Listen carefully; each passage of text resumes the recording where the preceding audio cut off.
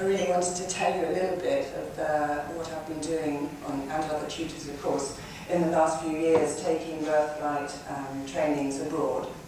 And we now have wonderful teachers, of course, teaching in their own ways, with their own cultures, their own languages, many, many places, including Singapore, Taiwan, many places in Europe, Australia now, Hong Kong coming up, Russia, of course. I've got some great stories from Russia.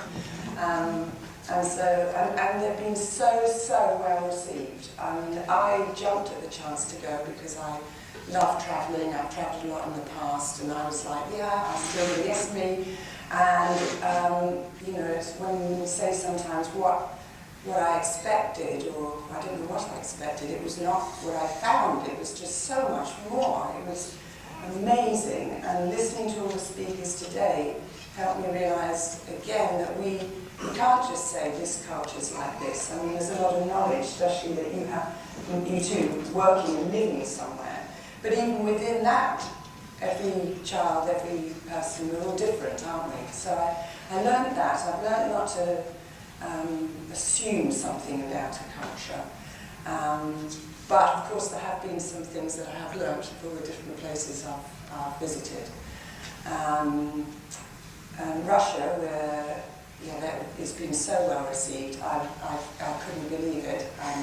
I was expecting to have to sort of try and convince people, and it was almost like you sort of landed, and obviously the people who are interested are going to be the ones who come to the courses, but they were just so ready because there's nothing like this available for them there, but they have their knowledge, they have their, you know, what I learned is so many things are the same all over the world.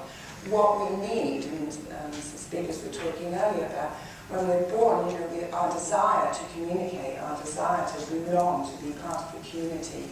I mean, that to me seems as universal. So I learned the look, and Robin Bill made me realise again, I've seen him before in LA with Flowers, but you know how lucky we are when we feel so despairing about making changes, but how lucky we are that these things are truly valued, and that look between the parent and the baby, and the look in the eyes, between them, the magic moments that we absolutely treasure, and that's everywhere I've visited. You know, it's only that it's sometimes buried or it's lost, but our desire and our needs and our deep love is everywhere. In Russia it was fantastic. What I've noticed sometimes is that sometimes it's the course organisers, because it's usually people in their country. So of course I respect, they know their culture best, but they come and they say, for example, in Russia, I was told, please don't sing, because the Russians, they won't appreciate that. And you need to be quite yogic and quite serious. So I was like, yeah, you know, I'll do what you say. So I start off and we get all the babies in. And of course, I couldn't possibly help myself. But the song just sort of came out, and all the babies went, and you know, and everybody mellowed. And so I've learned, and I think as some of the organisers have seen, that we are also, the way that Birthlight has evolved, we've been able to find ways that are not directive, that they're gentle, they're approachable, that they're respectful, all the things that Francois was talking about, that have made it so well received and so successful. I've definitely been blessed to go to some places like, imagine as Francois has too, in between the courses, you know, walking on the cliffs by Bondi Beach, but been some wonderful opportunities. But I think that's what I've really loved. That it's the same. It's the rhythms, the movements, the wonder that we realise. So I want to leave time for Ingrid to talk as well. And if it's okay, can I finish with the time? Because I do like to honour my lovely dad. And the last time I spoke at the Birthlight conference was with him. And we talked about the wonder. So I think Milton forget that in life, and as again other speakers have talked about, rushing through, not being in the moment.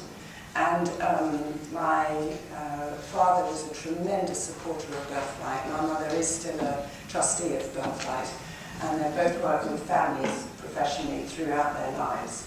So my mother's moving house, and she turned out the other day, and she found this poem that my dad had written for me. I don't live for reading, though reading is my delight, but sing me a song in the morning and sing me a song at night. I do not live for singing, though music hath its charms, but give me a chance to dance in another's arms. I do not live for dancing, though I could dance for hours, but show me a country garden, for I love to see the flowers. I do not live for the country, though I long for a country lane, but let me see the sunshine, a light on my window pane. I do not live for sunshine, though it's a joy to see the sun rise, but turn your head a little and let me look into your eyes.